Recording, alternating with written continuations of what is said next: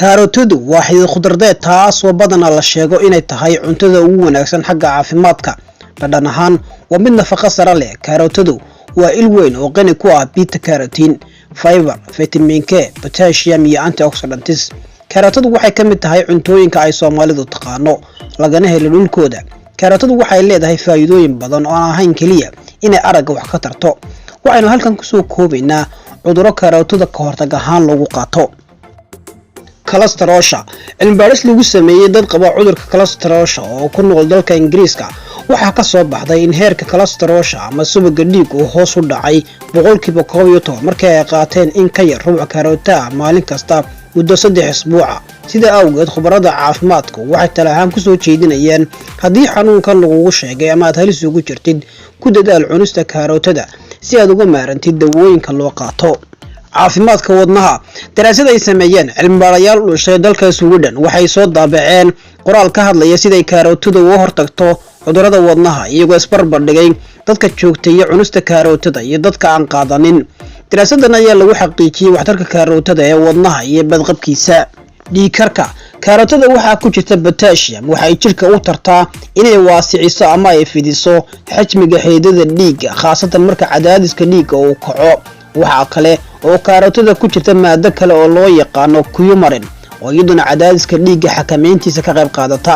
haddii dhiigkarku kugu cusub yahay isticmaal kaarotada maalin kasta oo joogtay adoo cadaadiska dhiiggana cabiraya si aad u ogaato waxtarka kaarotada. difaaca jirka kaarotadu waxay ka mid tahay cunnada difaaca jirka sare u qaada taas oo firfircooni dheeri ah ku abuurta unugyada cadcad ee dhiigga.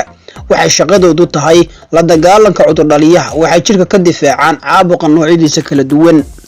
dheefshiidka sida khudradda cagaaran oo kale ayay kaarotadu iyana u wanaajisaa dheefshiidka sida inay sare u qaado shaqada caloosha iyo mindhicirada qofka. waxay kale oo ay ka hortagtaa calool istaagga ama calool fadhiga taas oo yareysa halista samaysanka babaasiirta.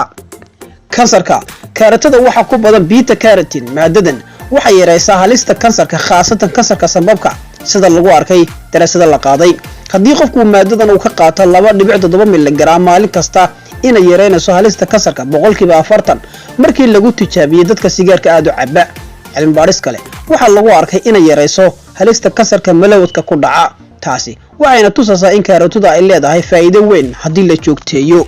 indhaha kaarotada waxaa ku jirta maadada beta carotene taas oo faa'iido weyn u leh indhaha kana caawisa aragga. marka kaarotada la cuno maadadaas waxaa la geeyaa beerka kadibna beerku wuxuu u bedelaa vitamin A. kadib vitamin A-ga waxay isha u sii bedeshaa maadada muhiimka u ah isha ee u baahan tahay ee loo yaqaan rhodopsin waana maadada u qaabilsan aragtida midabka. maadada beta carotene waxay kaloo ka hortagtaa dhaawaca macaanka ama sokorta isha u geysto iyo samaysanka caadka indhaha fuula. ilkaha kaarotadu waxay kordhisaa saliifada ama candhuufta waxaana la dagaalantaa bakteeriyada afka ku dhalata taas oo keenta af urka. sidaasna waxay ku yareysaa samaysanka suuska waxaana sare u qaadaa caafimaadka iyo badqabka ilkaha. daraasado ayaa soo jeedinaya cunista kaarotadu ay u roon tahay ilkaha. faaliga ama shalalka cunista kaarotada maalin kasta waxa ay yareysaa halista faaliga ama shalalka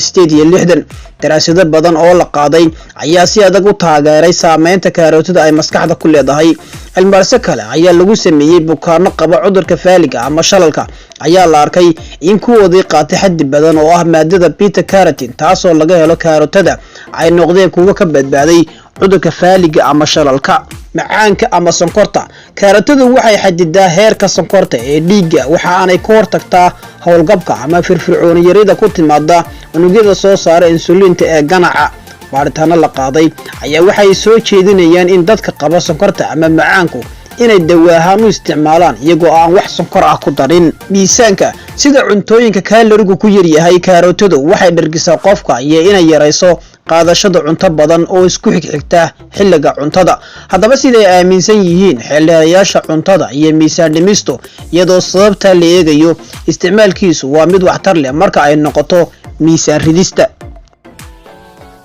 inkastoo dhammaan khudraddu ay muhiim u tahay caafimaadka haddana noocyo ka mid ah ayaa waxtar gaar ah u sii leh. basasha waxaa ku jira fitamiino kala duwan macdano iyo isku dhafyo kale oo awood leh kuwaas oo sare u qaada ama u horumariya caafimaadka habab kala duwan. waxaynu soo gudbin doonaa qaar ka mid ah faa'iidada basasha u leedahay caafimaadka. dheefshiidka faa'iidooyinka wax ku oolka ah ee basasha ay u leedahay dheefshiidka waxaa ka qayb qaadata maadada inulin waxay caawisaa bakteeriyada dheefmareenka inay si caafimaad qabta looga faa'iideysto taas oo ku nool mindhicirada sida tan samaysa vitamin K oo ka hortaga dhiigbaxa oligofructose waa maado kale oo ku jirta basasha waxay hoos u dhigtaa calool istaaga ama calool fadhiga waxa kale oo ay daweysaa calool xanuunka iyo goryaanada caloosha ku dhasha difaaca jirka waxa ku jirta basasha selenium waxay dardargelisaa shaqada habdhiska difaaca ee jirka dalal badan oo ruushka ka mid yahay waxa dawo ahaan loogu isticmaalaa hargabka ama duriga noocyadiisa kala duwan basasha oo la hoos geliyo luuta waxay sare u qaadaa difaaca sida ila caafimaad laga soo xigtay sida inay infekshanka jirka ka saaraan iyo inay heerka biyaha sare u qaado waxay xoojisaa difaaca jirka maqaarka basasha waxaa ku jira vitamin A vitamin C iyo vitamin E dhamaantood waxay ka qayb qaataan kubcinta caafimaadka maqaarka waxay ka hortagaan inuu maqaarku dhalan rogmo ama inaad u muuqato qof daahan aad u weyn waxa kale ay ka hortagaan laabka maqaarka dhanka kale waxa ay ka difaacaan maqaarka saameynta bakteeriyada ay ku yeelato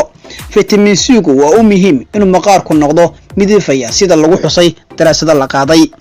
timaha ujeedka koobaad ee juuska ama muudka basasha laga tuujiyo waa mid u wanaagsan koritaanka timaha waxa ku jirta sulfur waxa kale oo laga helaa amino acids iyo keratin protein muhiim ah bixitaanka timaha maadada sulfur waxay xoojisaa qarada timaha waxay kaga shaqaysaa borotiinka collagen kan oo inaga caawiya helidda unugyo cusub oo maqaarka ah iyo koritaanka timaha wuxuu dawo u yahay timaha qarada yar iyo kuwa daata marinta madaxa ee basashu waxay sare u qaadaa qulqulka dhiigga oo gacan ka geysta caawinta jirida timaha iyo bixintoodaba daraasado ayaa sheegaya isticmaalka basashu uu ka caawin karo dib u soo celinta timaha daata toxobta cirada iyo midabka timaha basasha waxaa lagu daweeyaa toxobta waxay dishaa bakteeriyada taasoo sare u qaada samaysanka toxobta madaxa marka laga yimaado toxobta sidoo kale basasha waxay dawo u tahay infekshanka madaxa ku dhaca cirada ayaa sidoo kale ay dawo ka tahay balse ma jirto daraasado qeexaya waxtarka basasha ee dib u celinta timaha ciroobay dhanka kalena basashu waxay joogtaysaa midabka rasmiga ah ee timaha wadnaha basasha waxaa ku jira antioxidants iyo isku dhisyo la dagaalama cholesterol iyo infekshanada kale waxa kale ay ka hortagtaa xinjirta dhiigga iyo inay hoos u dhigto dhiig karka maadada quercetin oo laga helo basasha ayaa mid saameyn xoog leh taasoo la dagaalanta caabuqyada kala duwan baaritaano ayaana tusaya cunista basashu ay hoos u dhigto xanuunada wadnaha kansarka cunida khudradda allium oo ay basashu ka mid tahay waxay hoos u dhigtaa khatarta kansarka sida ka caloosha iyo mindhicirada cilmibaariso ayaa lagu arkay dad cunay xaddi badan oo basala 22% ay yaraatay in laga helo kansarka caloosha marka loo eego kuwa cunay xaddiga yar cunida basashu waxay ka hortag u tahay kansarka macaanka ama sonkorta cunista basasha waxay ka caawin doontaa xadidida heerka sonkorta ee dhiigga tani waxay muhiim u tahay dadka macaanka leh iyo kuwa looga baqayaba si gaar ah isku dhafyada laga helo basasha sida quercetin iyo sulfur ayaa leh saameyn xoogan oo ay kaga hortagi karaan macaanka ama sonkorta iyadoo la eegayo faa'iidooyinka badan iyo isku dhafyada laga helo cunista basasha waxay ka caawin doontaa yareynta sonkorta dhiigga habdhiska hawo mareenka cilmibaaris ay ku samaysay dowladda Mareykanku bukaanno qaba xiiqda ama neefqabatinka iyo xanuuno kale oo ku dhaca hawo mareenka sida xasaasiyadda sanka ayaa lagu xaqiijiyay in basashu ay leedahay faa'iido caafimaad marka laga hadlayo habdhiska hawo mareenka basashu waxay ka caawisaa habdhiska hawo mareenka hoos u dhigida cudurrada waxa tala caafimaad lagu soo jeedinayaa haddii aad leedahay xanuunada ku dhaca hawo mareenka isticmaal basasha si ay hoos ugu dhigto fursadaha samaysanka cudurrada ku dhaca habdhiska hawo mareenka jinsiga basashu waa mid ka mid ah dawdhireedka taasoo meelo badan lagu daweeyo howlgabka xagga jinsiga dhanka kalena waxay leedahay faa'iido ah inay sare u qaado fursadaha dhalmada gaar ahaan taranka xagga ragga